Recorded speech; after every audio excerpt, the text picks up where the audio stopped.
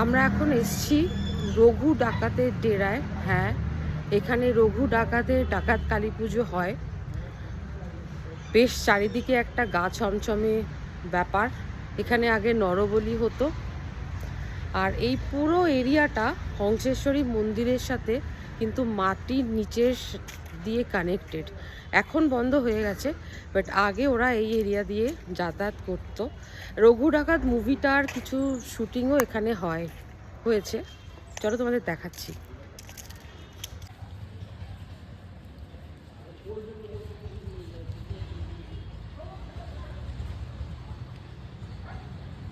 আমি পার্সোনালি বলি, ব্যাপারটায় ঠিক বিশ্বাস করি না।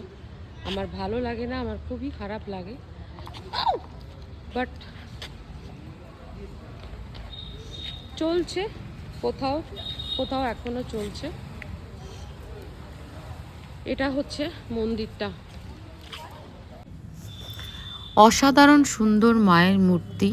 মনে হচ্ছে মা যেন এখানে জীবন্ত। মায়ের চোখের দিকে তাকিয়ে ওখান থেকে আর বেরিয়ে আসতে পারছি না। কিছুক্ষণ দাঁড়ালাম মায়ের মন্দিরের সামনে, হাত জোড় করে মনস্কামনা জানালাম। মা যেন এক নিমিষে আমাদের সব দুঃখ কষ্ট নিজের মধ্যে নিয়ে নিলেন।